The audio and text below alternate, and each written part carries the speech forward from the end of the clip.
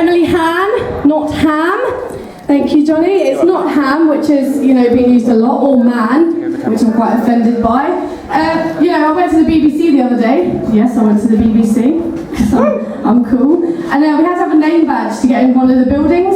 And everyone was going through, getting the name badge. It was written perfectly. I walked up to the guy. He was like, "What's your name?" I said, "Emily Hann." He goes, "Oh, H-A-N-N?" I went, "Yeah. Yeah, it's H-A-N-N. Someone's finally going to get it right." He goes, "I'll go and get your name badge." Came back, slapped it on the desk. What did it say? Emily Hann. With a double M, which is a new one. Usually it's just one M. This guy went all out. I think he was trying to make a point of calling me fat. You're a processed meat. Thanks. But no, it's actually, that name it's really affected my life quite a lot. It's only 4 letters, so it's not difficult, but it's caused me a lot of strain. In primary school I had a nickname, which was Hann Sandwich. Brilliant, it's quite cute, isn't it though? People used to come up to me, "Do you want some ketchup?"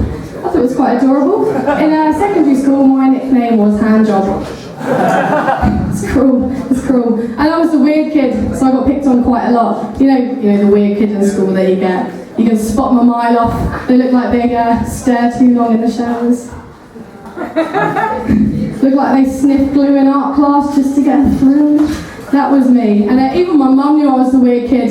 When I was little, she used to walk into my room when I was playing with my dolls, thinking I was playing like mummies and daddies. Fuck that. I was drawing all over them. They were butt naked. I cut all their hair off and dyed it black. And I don't know whether she thought I was, trying to make a point about Britney Spears, or whether I was becoming the next Hitler. But to top it all off, my sister was also the weird kid. So she'd sneak into my room at night and pull all their heads off. So my mum would just walk into a fucking massacre of dead Barbies, naked, haircut, and that's the time we got introduced to a child therapist. So that's great, true story. And I told the therapist, you can't compare me to Hitler, because aside from the facial hair, we've got nothing in common. And I said to him, I like Jews. I like all kinds of Jews. My favourite kind of Jews is Ribena. It's terrible. Thinking of drinking, did everyone have a great St. Patrick's Day? Just happened? Yeah, fuck off, none of you remember what happened.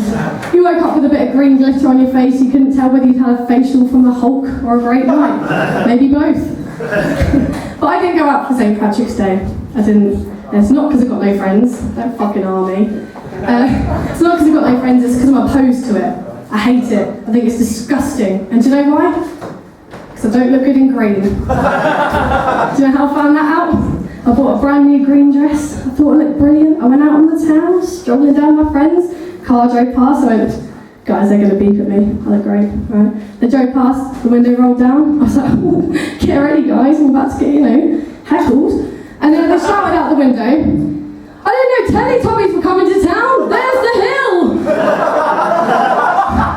What the fuck? Do you know what? I wish I looked like Teletubby Hill, because at least I'd get some action. I've seen Nunu. I know what goes down. Speaking of which, that's what I call my vagina. I wish it wasn't true. But no, St. Patrick's Day, I was in my room. I'm a bit of an introvert when I get home.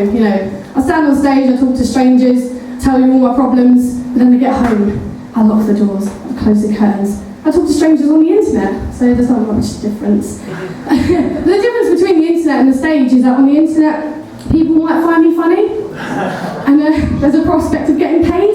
Cheers, Tony. The only way I'd make money on stage is if I took all my clothes off and did a little dance. But then you'd just be paying me to put my clothes back on. Maybe I shouldn't. I'm just going to check out my new tattoo, tell me what's going on. Got it in Magaluf last year, having a great time. But speaking of tragic disasters, did anybody see that helicopter crash in America recently? It's tragic, isn't it? It was really sad. None of you have seen it. Fuck. But no, I was watching BBC America, the news about it, and they were all talking about how tragic it was. Modern technology, they had a live Twitter feed on the screen where you could read, what people were saying about it. People saying, well, prayers go out to the family, oh, this is so sad, I hope they're all right, and all of this. And I was reading it, I got really into it. I was reading all the Twitter feeds, fuck BBC America, and one person had put, #helicopter crash, #tragic, with a picture of their penis. I thought, who does that? Then I thought, this guy's smart. This guy's sending a message to America. Fuck you, America, look at my dick, that's what I think of you. Or maybe it was like condolences. Like, you may have had a helicopter crash, but I've got a really small dick. Bring it. Yeah, I'm going to end it there. So, thank you for listening to me. I've been